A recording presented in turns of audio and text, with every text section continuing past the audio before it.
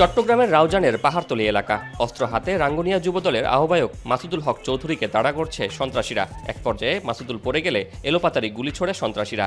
দিনে দুপুরে নির্মম এই হত্যাকাণ্ডটি ঘটে জুন মাসে। এই ঘটনার এক মাস আগে নগরীর রোফাবাদে অস্ত্র উঁচিয়ে প্রকাশ্যে তাড়া করে গুলি করে হত্যা করা হয় এক যুবককে। গেল নভেম্বরে চট্টগ্রাম ৮ আসনের বর্তমান এমপি এরশাদ উল্লাহ জনসংযোগের মধ্যেই পিঠে অস্ত্র ঠেকিয়ে গুলি করে হত্যা করা হয় সরার বাবলা নামের এক সন্ত্রাসীকে। এ ঘটনায় আহত হন এরশাদ উল্লাহ। সন্ত্রাসীদের হাতে আক্রমণের শিকার হয় আইনশৃঙ্খলা বাহিনীর সদস্যরাও। জঙ্গল সলিমপুরে সন্ত্রাসীদের সংঘবদ্ধ হামলায় মারা যান র্যাব সদস্য। পরবর্তীতে বুলডোজার দিয়ে র্যাবের ক্যাম্প গুড়িয়ে দেয়া, রাতের আধারে ক্যাম্পে গুলিবর্ষণ, পানির লাইনে বিষ মেশানো সহ নানাভাবে হয় আক্রমণ।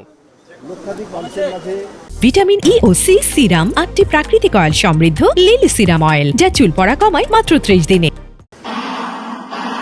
২০২৪ সালের ৫ আগস্টের পর নগরী ও জেলায় আশঙ্কাজনক হারে বেড়ে যায় সন্ত্রাসী তৎপরতা। শুধু এক বছরেই হত্যাকাণ্ড সংঘটিত হয়েছে ১৯৪টি।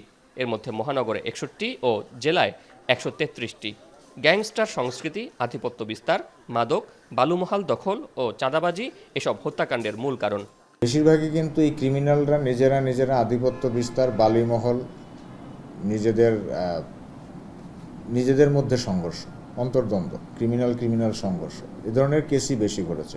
হ্যাঁ, কিছু ঘটনা হয়েছে, কিছু নিরপরাধ মানুষ ভুক্তভোগী হয়েছেন। চাঁদাবাজির ক্ষেত্রেও লাগাম ছাড়া সন্ত্রাসী বাহিনী। পুলিশ পাহারার মধ্যেই এক ব্যবসায়ীর বাড়িতে এসএমজি দিয়ে গুলিবর্ষণ অবাক করে সাধারণ মানুষকে। এছাড়া ইন্টারনেট অফিসে ভাঙচুর আলোচিত হয় পুরো দেশে। হাটহাজারী, মুরাদপুর, হিলভিউ সহ বিভিন্ন জায়গায় নির্মাণাধীন ভবন, বাসাবাড়িতে চাঁদার দাবিতে গুলি আতঙ্ক ছড়ায় পুরো নগরীতে। এই ক্ষেত্রে ডেভেলপমেন্ট ততটুকু কিন্তু আইন শৃঙ্খলা পরিস্থিতির উন্নতি ঘটে নাই। তার জন্য দায়ী তারা নিজেরা, তার জন্য দায়ী আমাদের দেশের ক্ষমতাসীন রাজনৈতিক দল।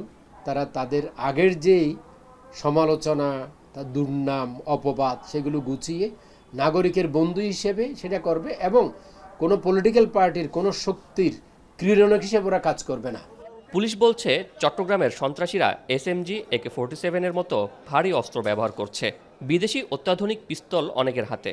মূলত পাহাড়ি সশস্ত্র সন্ত্রাসীদের সাথে সখ্যতার মাধ্যমে তারা এসব অস্ত্র সংগ্রহ করছে। অপরাধ ঘটিয়ে আশ্রয়ও নিচ্ছে পাহাড়ে। একটা ঘটনা ঘটার পরে আমরা কিন্তু খুব অল্প সময় বলে দিচ্ছি এরা কারা, কিভাবে বলে দিচ্ছি, তাদেরকে কাউকে ধরে অ্যারেস্ট করে অস্ত্র সহ আমরা জেলেও দিয়ে দিচ্ছি। এটা নিশ্চয়ই আমাদের গোয়েন্দা এবং সার্বিক সফলতা। পুলিশের হিসাবে গত 2 বছরে ছোট সাজ্জাদ, ডেভিড ইমন সহ বহু অপরাধী গ্রেপ্তার হয়েছে। 1100 দেশি বিদেশি অস্ত্র, 1600 রাইফেল ও 10,000 বুলেট উদ্ধার হয়েছে। বিপুল অস্ত্র উদ্ধার করেছে র্যাবও। তবে কিছু শীর্ষ সন্ত্রাসী গহীন পাহাড়ে আস্তানা গেড়ে ও বিদেশে পলাতক থেকে নির্দেশদাতা হিসেবে কাজ করছে। বিদেশি অস্ত্র উদ্ধারের ব্যাপারে আমরা প্রচলিত আইনে যত রকমের চেষ্টা আছে সকল রকমের চেষ্টা করছে এবং টাইম টু টাইম আমাদের কাছে বিদেশি অস্ত্রগুলো আমরা উদ্ধার করতে পারছি এবং এই অস্ত্রগুলো সাধারণত আমরা বর্ডার ক্রস করেও আসে। অনেক সময় আমাদের যে পাহাড়ি সন্ত্রাসী আছে তাদের কাছ থেকেও তারা কালেক্ট করতে পারে। ধরা পড়া সন্ত্রাসী ও অপরাধীরা আইনের ফাঁক গলে বের হয়ে আবারও অপরাধে জড়ায়। এ নিয়ে ক্ষোভ আছে আইনশৃঙ্খলা বাহিনীর মধ্যেই। আইনজীবীরা বলছেন রাজনৈতিক চাপ এসব ক্ষেত্রে বড় কারণ। আইনশৃঙ্খলা বাহিনীকে এই চ্যালেঞ্জটা নিতে হবে, তাদের এই কথাগুলো, তাদের এই কাজটাকে, যে না আইনশৃঙ্খলা বাহিনী সদা তৎপর, আইনের ঊর্ধ্বে কেউ নয়, যে হোক তাকে আমরা পাকড়ায় করব। 2024 সালের 5 আগস্টের পর আইনশৃঙ্খলা বাহিনীর শিথিলতার সুযোগে আন্ডারওয়ার্ল্ডের সন্ত্রাসীরা মাঠে সক্রিয় হয়ে ওঠে। শোয়েব রহমান, এখন, চট্টগ্রাম।